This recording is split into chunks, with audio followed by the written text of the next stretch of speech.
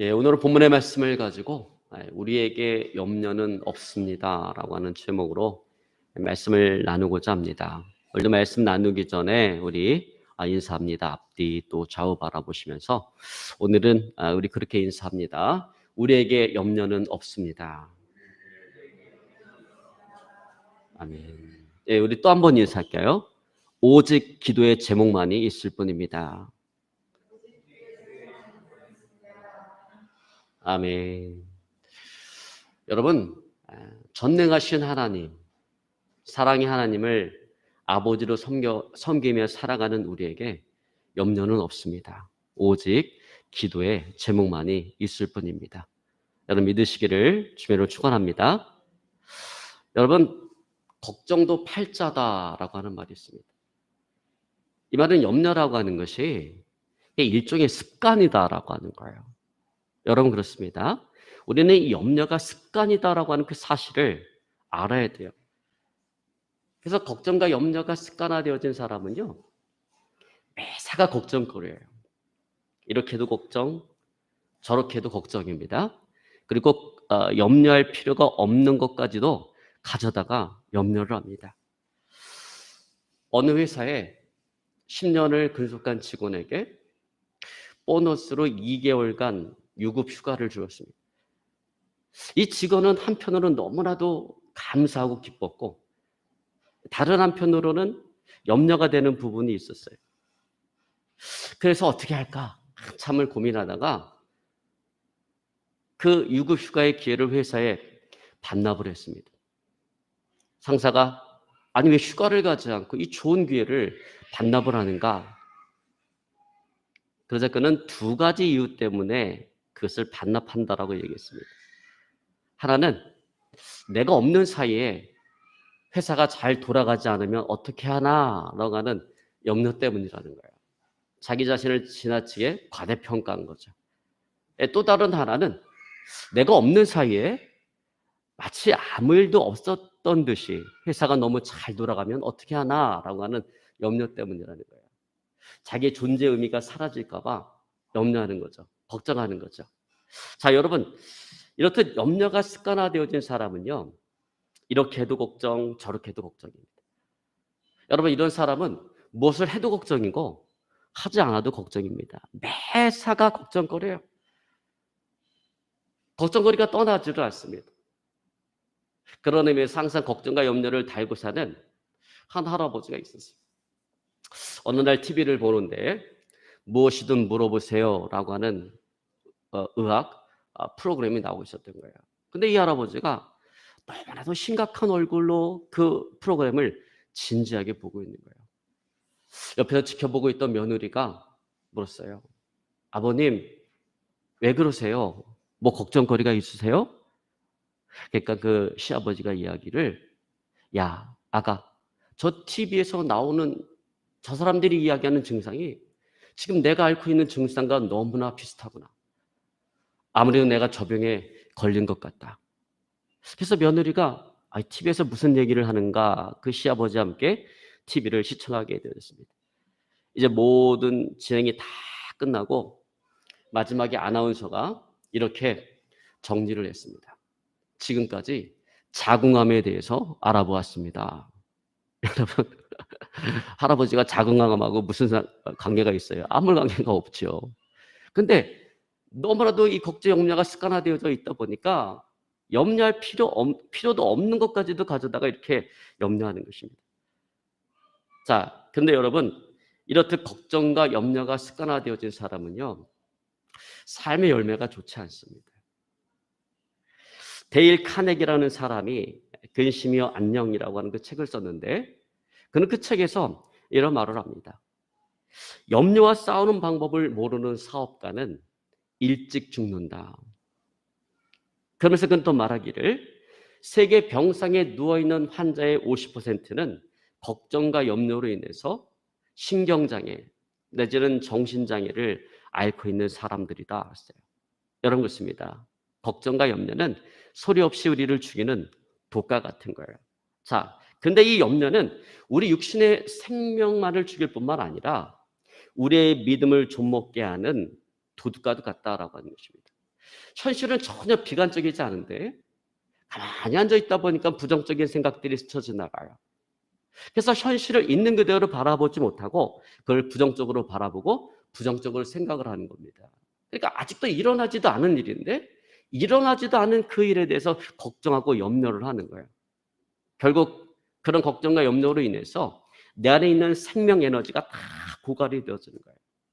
여러분 그러면요 기도할 의욕이 없어요.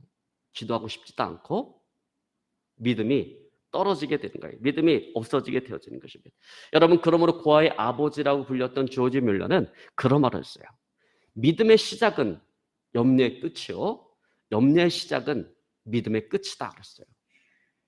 여러분 참 의미심장한 말 아니에요? 여러분 그때 이 걱정과 염려는 우리의 믿음을 질식시킨다라고 하는 거예요. 우리의 믿음을 죽인다라고 하는 것입니다. 여러분 그러므로 우리의 신앙과 생명을 좀먹는 그런 염려를 떨쳐버릴 수 있기를 오늘 시간 주회로 축원합니다.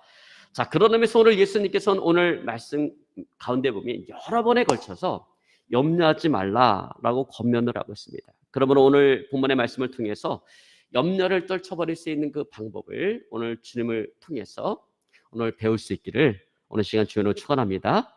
자, 우리가 어떻게 하면 염려를 떨쳐버릴 수가 있을까요? 어떻게 하면 우리가 염려를 극복하고 우리가 평안한 가운데 살아갈 수가 있을까요?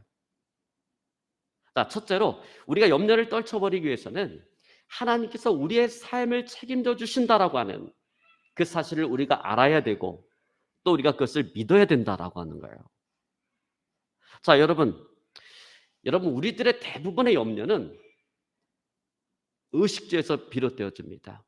먹고 마시고 입고 거주하는 이 의식주의 문제. 여러분 정말 이거는 우리가 이 땅에 육신을 입고 살아가는 동안 결코 작은 문제는 아니죠. 큰 문제예요. 그래서 우리 걱정과 염려가 대부분 여기서 비롯되어진다라는 거예요. 자, 그런 의미에서 오늘 주님은 25절에 이렇게 말씀하십니다. 우리 25절을 한번 같이 봅니다. 그러므로 내가 너에게 이르노니 목숨을 위하여 무엇을 먹을까 무엇을 마실까 몸을 위하여 무엇을 입을까 염려하지 말라. 목숨이 음식보다 중하지 아니하며 몸이 의복보다 중하지 아니하냐. 자, 여러분 예수님의 말씀처럼 실제가 그렇습니다.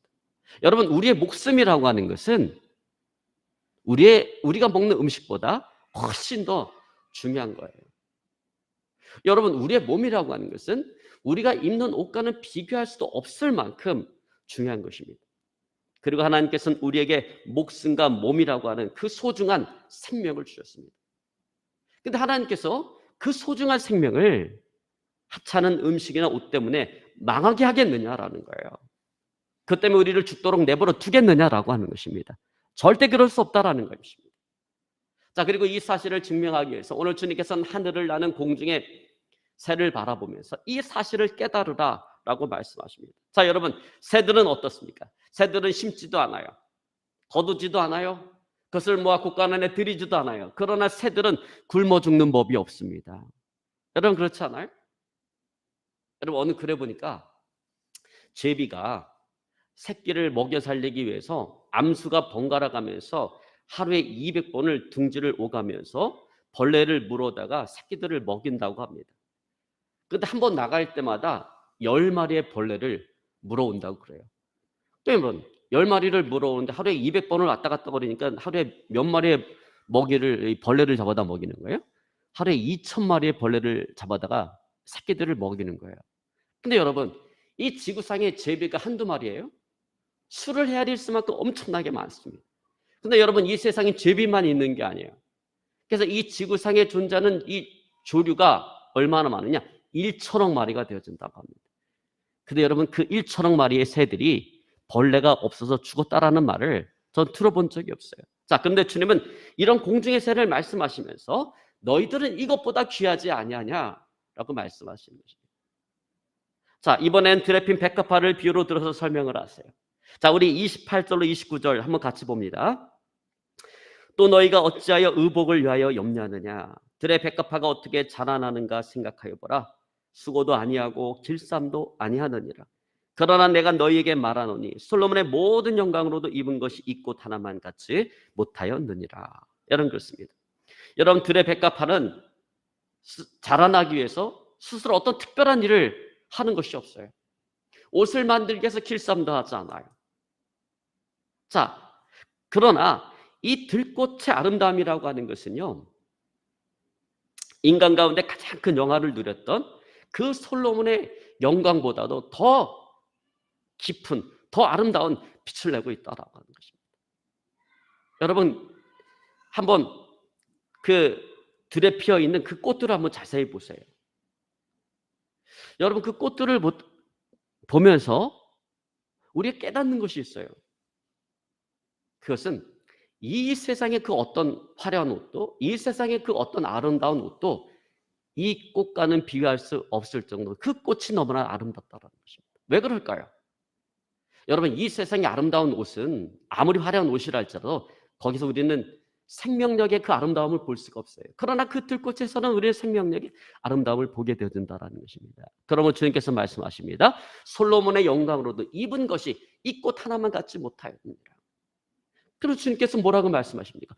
오늘 있다가 내일 아궁 속에 던지는 그 들풀도 하나님께서 그렇게 귀 입히시거든 하물며 너일까 보냐라고 말씀하십니다. 여러분, 그러므로 우리에게는 이 믿음이 필요해요.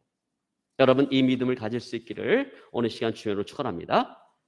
자, 여러분, 그러나 그렇다고 해서 이 염려하지 말라라고 하는 이 말이요, 아무 일도 하지 않고 그저 먹고 마시고 놀면서 하늘에서 감 떨어지기만을 기다리라라고 하는 말은 절대로 아닙니다. 여러분, 공중 나는 새, 들에 핀 백합화가 아무 일도 하지 않는 게 아니에요. 그들은 열심히 일을 해요. 여러분, 제비가 자기 새끼를 먹이기 위해서 하루에 2,000마리의 벌레를 잡았는데 여러분, 2,000마리 벌레 잡는 게 쉬운 일이 아니잖아요. 그러니까 제비는 엄청나게 일을 열심히 하는 거예요. 새는. 자, 여러분, 들에 피어 있는 백합화는 아무 일도 하지 않는 것처럼 보이죠. 우리가 볼 땐 그냥 땅에서 피어난 거니까. 그러나 들에 핀 백합화도 엄청나게 일을 한다는 것입니다. 비가 오면 서로 그 물을 차지하기 위해서 뿌리는 난리가 납니다. 그래서 물을 차지하기 위해서 땅속 깊은 곳으로 계속해서 아래로 뿌리를 내려가는 거예요. 자, 그러나 여러분, 중요한 것은 이거예요. 그들은 열심히 일하지만 염려하지 않는다는 것입니다. 그러나 여러분, 사람들은 어때요? 사람들은 염려한다는 것입니다. 어찌 보면 사람들은요, 이런 동식물들과 전혀 반대로 살아가고 있어요. 일은 하지 않으면서 염려만 하고 있어요. 학생들은 공부는 하지 않으면서 염려만 하고 있어요. 스트레스 받으면서. 최선을 다해서 살아가지도 않으면서 내일에 대한 염려만 하고 있습니다. 자, 여러분 정말 우리가 믿음의 사람이라고 한다면 우리가 어떻게 살아가야 될까요?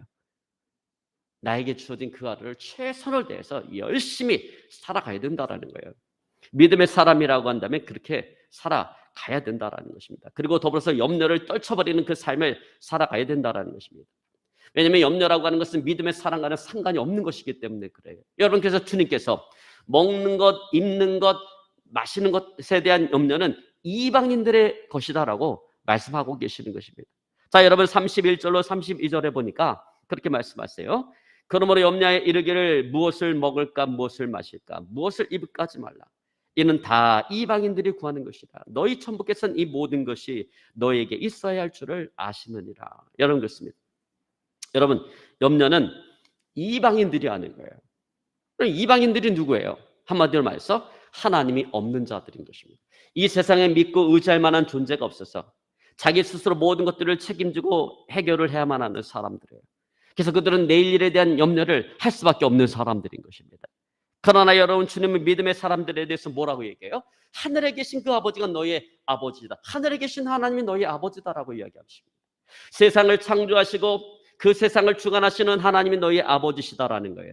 전능하시고 부유하시고 궁일이 많으신 그 하나님이 너희의 아버지시라는 것입니다. 여러분, 그러므로 이러한 하나님을 아버지로 둔 자는 걱정하고 염려할 필요가 없는 것입니다. 그러면 여러분, 우리가 이 사실을 믿음으로 받아들이고 담대하게 살아갈 수 있기를 오늘 시간 주님으로 축원합니다. 자, 두 번째로 우리가 염려하지 말아야 될 이유는 뭐냐면 염려해도 소용이 없기 때문에 그래요. 여러분, 주님은 27절에 너희 중에 누가 염려함으로 그 키를 한 자나 더할 수 있느냐라고 말씀하십니다. 여러분, 키가 크고 싶은 사람이 정말 키가 안 커서 스트레스예요. 그래서 밤새도록 이 키 크는 거에 대해서 걱정하고 염려한다는 걸 해서 키가 자라납니까? 오히려 더 안 자라죠. 여러분, 그것보다는 그냥 잘 먹고 잠 푹 자는 게 키를 크게 할 수 있는 현실적인 방법일 것입니다. 여러분, 그러므로 우리는 염려해도 소용이 없는 그 일에 대해서는 빨리 포기하는 법을 배워야 됩니다. 그리고 우리가 염려할 만한 일들에 대해서는 빨리 주님께 그것을 맡기는 법을 배워야 되는 것입니다. 여러분, 느리게 사는 즐거움이라고 하는 그 책의 저자 어니 젤린스키는 인간이 살아가면서 겪는 그 염려에 대해서 다음과 같이 분석을 했습니다. 우리가 하는 걱정거리의 40%는 절대 일어나지 않는 사건들이다. 그리고 30%는 이미 일어난 사건들에 대한 염려이다. 이것은 염려한다 해도 돌이킬 수가 없다. 22%는 사소한 사건들에 대한 염려이다. 이것들은 염려할 가치가 없는 것들이다. 4%는 우리가 바꿀 수 없는 사건들에 대한 것들이다. 이것들은 내가 염려한다고 해서 어떻게 할 수 있는 것들이 아니다. 결국 나머지 4%만이 우리가 염려해도 되는 진짜 사건이고 나머지 96%의 걱정거리는 쓸데없는 것들이다라고 했습니다. 여러분, 예를 들면 이런 거예요. 내일 중요한 행사가 있어요. 비가 오면 안 돼. 근데 비가 올지 안 올지 이게 판단이 서지를 않는 거예요. 자, 바로 이런 경우에 비가 올 것인가 안 올 것인가에 대해서 염려하는 것은 쓸데없는 일이다라고 하는 거예요. 왜? 비가 오고 안 오는 것은 내가 어떻게 할 수 있는 성질의 것이 아니기 때문에 그렇습니다. 여러분, 그러므로 그것을 염려하기보다는 비가 올 경우를 대비해서 플랜 B를 세워놓는 것이 훨씬 나은 거죠. 플랜 B를 세워놓고 염려를 버려야 되는 것이죠. 자, 또 이미 사건이 벌어졌어요. 근데 계속해서 내가 왜 그랬을까? 내가 이렇게 하고 저렇게 하지 않았으면 이런 일이 벌어지지 않았을 텐데 내가 왜 그랬을까? 계속해서 그런 생각을 하면서 이미 벌어진 그 사건에 대해서 마음을 쓰는 거, 이게 쓸데없는 일이라는 거예요. 왜? 그렇게 해서 마음을 쓴다고 해서 달라질 것은 아무것도 없기 때문에 그렇습니다. 여러분, 그것보다는 오히려 빨리 문제를 파악하고 해결책을 찾는데 우리의 마음을 쓰고 행동으로 옮기는 것이 그것이 지혜롭고 바람직한 일일 것입니다. 근데 사람들은 어떻게 살아가요? 많은 사람들은 어떻게 살아갑니까? 이미 벌어질 사건임에도 불구하고 많은 시간을 거기에 투자를 한다는 거예요. 많은 시간을 걱정과 염려로 살아간다는 거예요. 왜 그래요? 염려가 습관화 되어져 있기 때문에 그렇습니다. 여러분, 그러므로 이처럼 염려라고 하는 것은 습관이고 그것은 쓸데없는 것들입니다. 여러분, 떨쳐버릴 수 있기를 주님으로 축원합니다. 여러분, 이를 위해서 제가 현실적인 방법 하나를 오늘 제안을 하고자 합니다. 여러분, 살아가면서 염려하지 말아야 되는데 우리 안에 걱정과 염려가 밀려올 때가 있죠. 그러면 여러분, 그때 그걸 마음속에 품고 그냥 거기다가 막 마음을 쓰고 에너지를 쏟지 말고요. 그때는 종이를 꺼내놓고 한번 써보세요. 내 안에 나를 염려하게 만들고 걱정하게 하는 것이 뭔지 그냥 생각나는 대로, 손이 가는 대로 이 글을 쓰다 보면요, 정말 내 안에 나를 염려케 하는 게 무엇이 문제인지 이게 정리가 되어집니다. 문제가 무엇인지 명확히 파악이 되어집니다. 그러면 그걸 갖고 딱 10분만 고민해 보세요. 10분을 고민했는데도 해결책이 나오지 않는다. 그러면 그것은 내 능력을 벗어난 문제인 것입니다. 바로 그 부분이 우리가 하나님께 기도로 맡겨야 되는 부분인 것입니다. 여러분, 기도로 하나님께 맡길 수 있기를 주로 축원합니다. 그래서 바울은 빌립보서 4장 6절로 7절에 말합니다. 아무것도 염려하지 말고 오직 모든 일에 기도와 간구로 너희 구할 것을 감사함으로 하나님께 아뢰라. 그러면 모든 지각에 뛰어난 하나님의 평강이 그리스도 예수 안에서 너희의 마음과 생각을 지키시리라. 여러분, 그러므로 이 염려의 마음을 여러분 기도의 언어로 하나님께 올려드리시기를 바랍니다. 그럼 하나님께서 염려 대신에 우리 안에 평안함으로 가득 채워 주실 것입니다. 그리고 하나님께서 적당한 때 나에게 복이 되도록, 나에게 유익이 되도록 그 염려의 문제를 해결해 주실 것입니다. 여러분, 믿으시기를 주님을 축원합니다. 여러분, 그래요.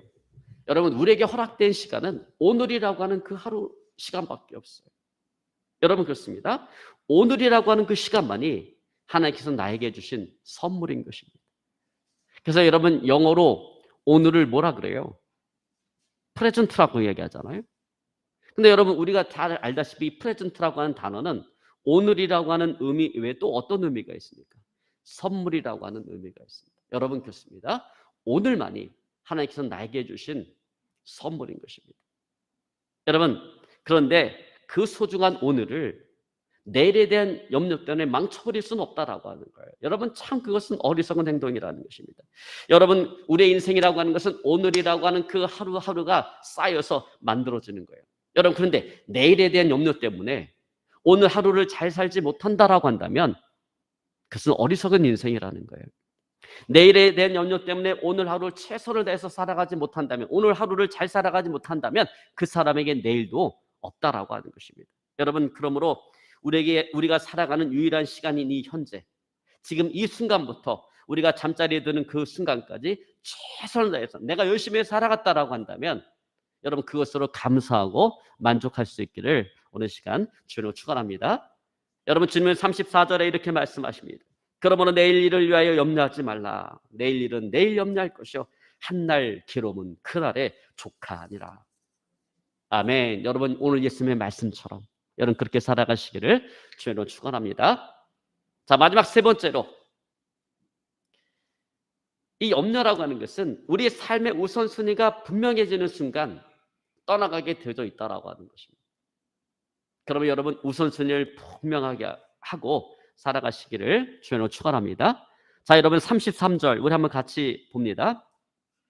너희는 먼저 그의 나라와 그의 의를 구하라. 그다음에 이 모든 것을 너희에게 더하시리라. 자, 여기 보면 우리가 먼저 해야 될 게 있죠. 먼저 그의 나라와 그의 의를 구하라라고 하는 거예요. 여러분 이것을 한마디로 표현하면 뭐라고 표현할 수가 있을까요? 하나님을 먼저 구하라라고 하는 것입니다. 나의 생각과 나의 삶의 우선순위가 하나님이 되어야 된다라고 하는 거예요. 자, 여러분 제가 여러분에게 한번 묻겠습니다. 여러분 하나님께서 나의 인생을 책임져 주시는 삶과 내가 내 인생을 책임져야 하는 삶, 어떤 삶이 더 쉽습니까? 당연히 하나님께서 내 인생을 책임져 주시는 삶이 훨씬 더 쉬운 거예요. 여러분 이를 위해서 우리의 삶은 항상 하나님을 먼저 구하는 삶이 되어야 된다는 것입니다. 여러분 내가 주님을 위해서 살면 주님은 나의 모든 것들을 채워주시는 거예요.